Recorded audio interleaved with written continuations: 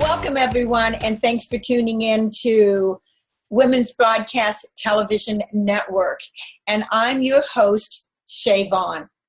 You know, WBTN is the all-women's internet television station where women create their own content, and it's for women and by women. Today, we're really excited about our guest today because she brings such brilliance, because she said that to me, and I believe her. And so our WBTVN expert is Bryan. She's an author, a coach, and generally brilliant. And she's written a book, Being Truly Happy. Oh, I know everybody's sitting out there on the edge of their seat saying, that's exactly what I want. I want to be truly happy. So, Sue, thank you so much for joining us today. It's my pleasure. It's lovely to be here. Thank you. Oh, you're more than welcome. You know, I always like to start out and ask a little bit about your background growing up and what got you to where you currently are today.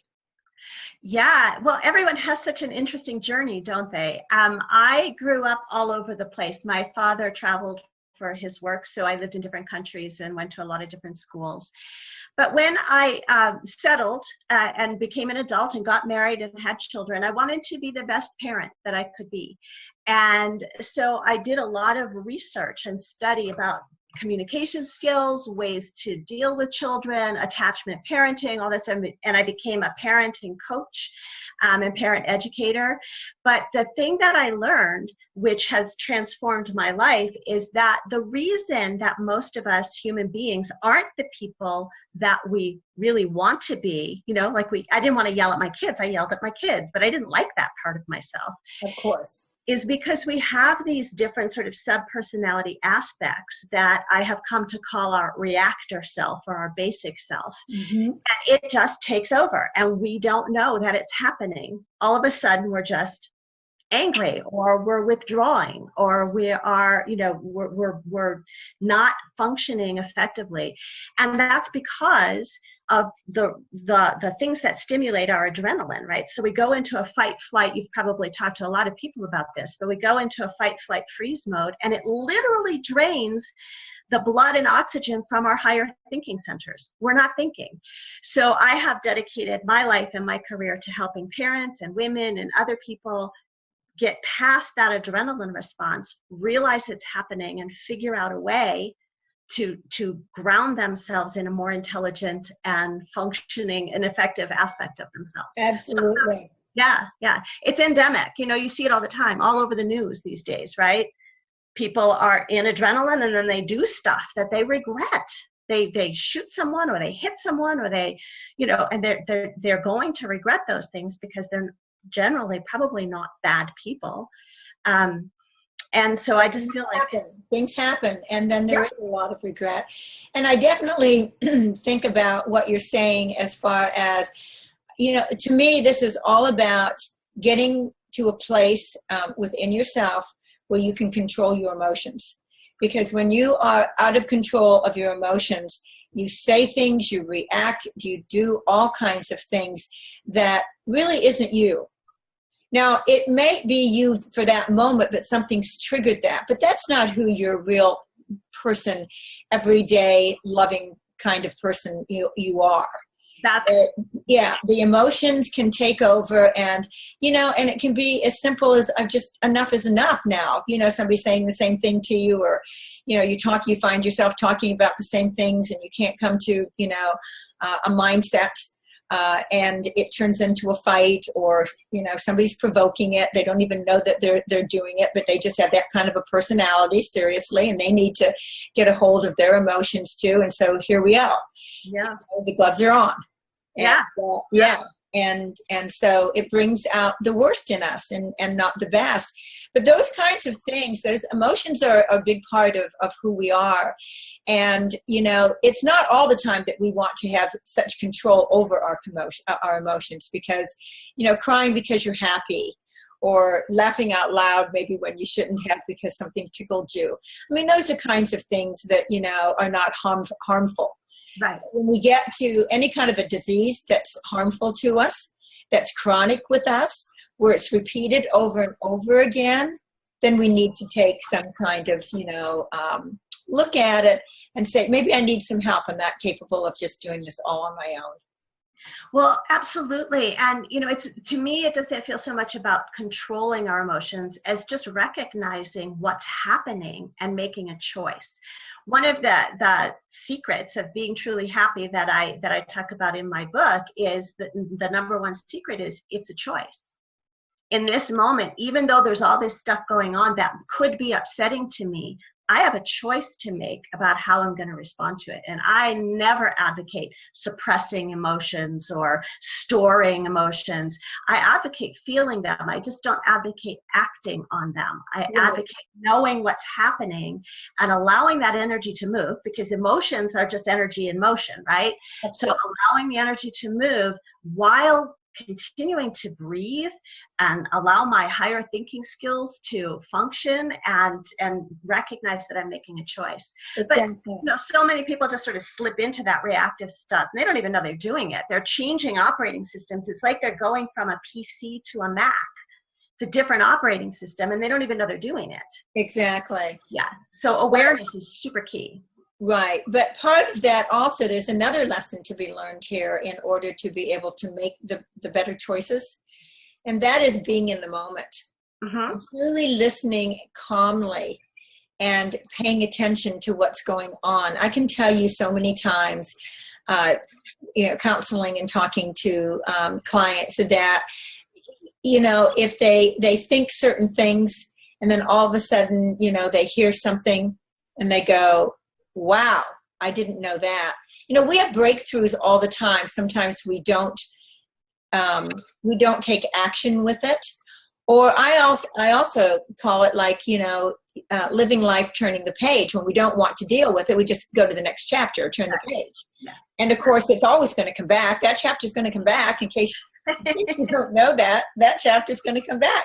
So dealing with it, so dealing with it when it's there is the best time to do that. And being in the moment and realizing that in that moment that you do have a choice, and trying to get your mind calmed down and your anger, tucked away someplace. This is something that we need to practice because it helps us. It's not because we're suppressing what our emotions are, mm-hmm. because the other side of that is that some people can get very violent and a gun goes off or something happens that's really serious that you can't fix. You can't fix it. And sometimes words are things that you can't fix when we get angry. And we have to be mindful of that and make sure that we realize I have a choice here.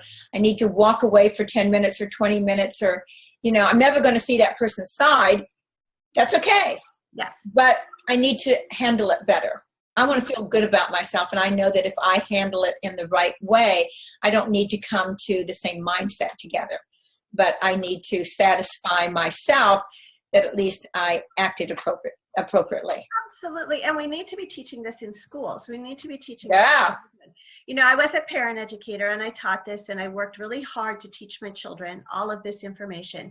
And when my oldest son was 10 years old and his brother was 1, a year and a half. And there was one day when I was in the kitchen and the little one was driving me nuts, on the floor, in the way, whatever, demanding. And I was not being my best self. I hadn't lost it yet, but I wasn't being my best self. And my 10-year-old son from upstairs in his room came downstairs and he said, so I don't want to upset you, Mom, but it sounds to me like you're about to go into some place you don't want to go. Is there something that I can do to help you right now? I was blown away. It was like, this was a 10-year-old boy, and he continues to, he's married, he's happily married. He continues to treat the world that way and recognize, just very gently. He wasn't blaming me. He wasn't telling me, because of course that reactive part of ourselves does not want to be called out. That adds to the adrenaline, right? But he was super gentle about it. And if all children could learn this way of managing their own feelings and everyone else's feelings. And helping the people that they love sometimes, there's something I can help instead of like poking the lion. Right. Which gets done way too often. And sometimes people, just mean it as a humor kind of thing. But they have to also realize that this person isn't in a mindset at that moment for that kind of humor. Exactly. Walk away, leave them alone. Yeah. Yeah. Or love don't say anything. Whatever. Or listen. That's the other thing, just stop, put down your agenda for a minute and say, if someone's upset with me, I can immediately go into either withdrawing or defending myself. That would be the natural reactive, situation. Or I could stop and take a breath and say, wow, you're really upset. Is there something I can do to help you? Yeah. And how awesome would the world be? Anyway, I think it would be. There's no question about it. Yeah. It would be. And I think that's part of being in the moment instead of, if you're really, caring about others and not always thinking about yourself, it's like, this isn't the time to give that pun, this is not the time. This is the time to give the hug. This is not the time to, to say something that's, that you should to be that compassionate person that we all want to be anyway. You ask people what they want to be. They want to be happy. They want to be loving. They want to be compassionate. They want to make a difference in the world. They want to change things for the better. This is an opportunity when you're confronted with someone who's upset, and especially if they're upset with you, this is your chance right now where the rubber hits the road, right in this moment, to make the choice to be that change that you would like to see in the world. You have that opportunity. You definitely have that opportunity to do that. And the other thing I was sitting here thinking about, which is so true, is that sometimes when they see that somebody's upset, you, or you've upset somebody else or whatever, it says, I'm sorry, I was just kidding. If people could never again in their life say, I'm just kidding, I want to tell you, we would go far with that, because they're not, I call that kidding on the square. There's always some truth to what is being said. Yeah, and there was a feeling behind it, and there was something behind it. And if you could get to there, this conversation, instead of being a fight, would now become a way to build intimacy. Exactly. Yeah, so we do sort of throw out words all the time mindlessly, and some of them are hurtful. Absolutely. And maybe we don't mean it, and we are sorry for that, but that's a different kind of thing. And how you say that, I really did not mean, I really am sorry. Not I'm kidding. Right, right. Or I wasn't thinking. I wasn't thinking that way. I just didn't realize that was going to, hurt it like that. And I'm really sorry for that. Yeah. Just think how the person can just kind of like melt down from that and feel more peaceful and trusting, in that presence. Yes. Yeah, that's what we need. And that builds intimacy, and that builds closeness. And then that in turn feels more fulfilling than the kind of relationships that get mired in this reactive, robotic, patterned, reaction stuff. Absolutely. And so then when you're feeling more fulfilled, you become more of a light in the world. You shine brighter wherever you go. You know this. Everyone knows this.